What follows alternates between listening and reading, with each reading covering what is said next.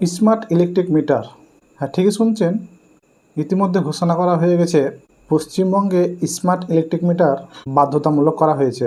পশ্চিমবঙ্গের যিনি মুখ্য সচিব রয়েছেন ওনার তরফ থেকে নির্দেশিকা জারি করা হয়েছে।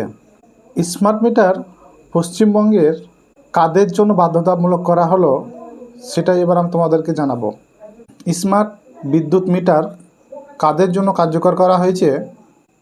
যিনারা রাজ্য সরকারের কর্মচারী, আধা সরকারি সংস্থা, রাজ্য পিএসইউ, কর্পোরেশন, সরকারি উদ্যোগ এবং অন্যান্য যে সরকারি সংস্থার সাথে যুক্ত কর্মচারীরা, রাজ্য সরকারের কোষাগার থেকে প্রাপ্ত যেনারা বেতন পান, অর্থাৎ সরকারের কাছ থেকে যিনারা বেতন পেয়ে থাকেন, তাদের জন্য তাদের বাসস্থানে স্মার্ট বিদ্যুৎ মিটার স্থাপন করা বাধ্যতামূলক করা হয়েছে।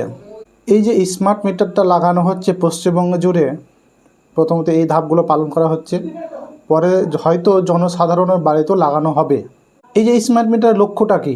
প্রথমত যদি ধরা যায় বিদ্যুৎ ব্যবহারের স্বচ্ছতা, এছাড়াও বিদ্যুৎ যে বিলটা আছে সেটা যাতে নির্ভুল করা হয়, এছাড়াও শক্তি সাশ্রয়, এছাড়াও আরেকটু গুরুত্বপূর্ণ হচ্ছে রাজ্যের আর্থিক শক্তিশালী করা। কেন্দ্রীয় সরকারের RDSS প্রকল্পের অধীনে বিদ্যুৎ বন্টন ব্যবস্থার উন্নতি ও লোকসান কমানো স্মার্ট মিটারের ক্ষেত্রে এই জন্য হয়তো স্মার্ট মিটার লাগানো হচ্ছে। এই যে স্মার্ট মিটারটা দুই ধরনের, প্রিপেড এবং পোস্টপেড, কিন্তু এখন বর্তমানে আপাতত পোস্টপেডই থাকবে। বিলের সিস্টেমটা আগের মতনই থাকার সম্ভাবনা রয়েছে।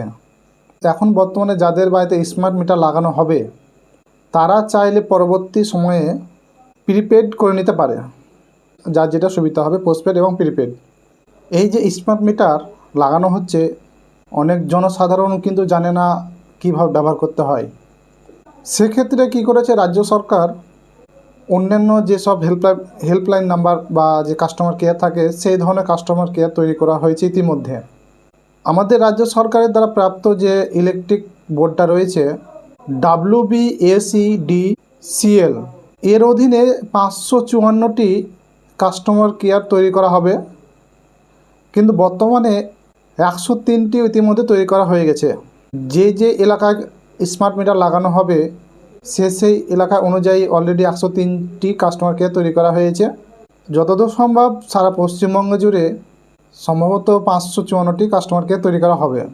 যেহেতু রাজ্য সরকারের মুখ্য সচিব নির্দেশ ইতিমধ্যে দিয়ে দিয়েছেন, তো যেহেতু তাহলে তো বাধ্যতামূলক হয়েই গেল স্মার্ট মিটার।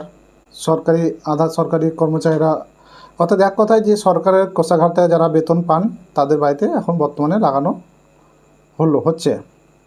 পরবর্তী সময়ে হয়তো জনসাধারণের বাড়িতেও লাগানো হবে, আর এটা হবেই সম্ভবত।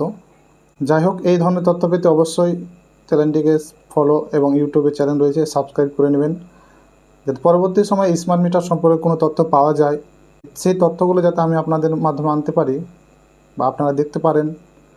অবশ্যই ফলো করে নেবেন, সাবস্ক্রাইব করে নেবেন।